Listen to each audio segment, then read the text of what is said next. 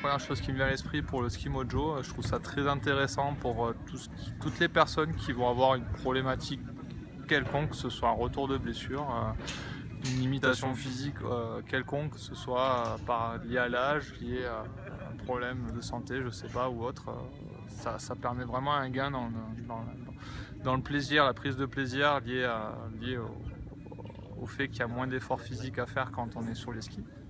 Donc ça c'est un point très positif. Voilà, moi, je le recommande à tous ceux qui ont une problématique quelconque que je viens de citer. Voilà, ça peut aussi, moi je suis moniteur de ski, ça peut être aussi très intéressant dans l'enseignement. On peut être amené à avoir des journées assez longues, faire beaucoup de chasse-neige, des positions assez statiques, qui peuvent être douloureuses à la longue, surtout quand c'est répété tous les hivers, 4 mois dans l'année, etc. Donc c'est très intéressant aussi pour ça, je trouve, parce qu'il y a vraiment cette histoire de maintien. Là, on est maintenu, on ne fait pas d'efforts, c'est très agréable. Et voilà, et c'est aussi, on en parlait avec mon collègue Morgane, ça permet de toucher du doigt une autre approche du plaisir du ski. Voilà, c'est-à-dire que même pour un skieur d'un niveau de moniteur ou autre, on a une manière de skier qui est typique. On peut prendre du plaisir un peu autrement. On va accepter de faire des gestes peut-être un peu moins amples dans ce genre de choses. On va peut-être aller dans moins d'amplitude. Par contre, il y a un plaisir qui est haut dans cette espèce de maintien qu'on peut avoir sur des virages un peu plus longs, ce genre de choses qui est un plaisir, une autre sensation qui est nouvelle, que j'ai découverte hier avec le mojo.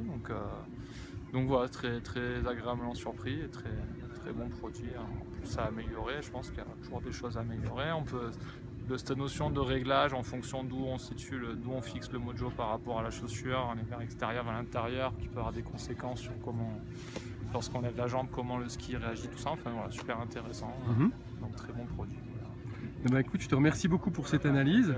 Alors j'aimerais aussi que tu nous parles vraiment en quelques mots de ce que Morgane et toi êtes en train de mettre en place. Alors Morgane et moi on a créé ce qu'on appelle le Progress Ski Center avec le site qui s'appelle commande-skier.com.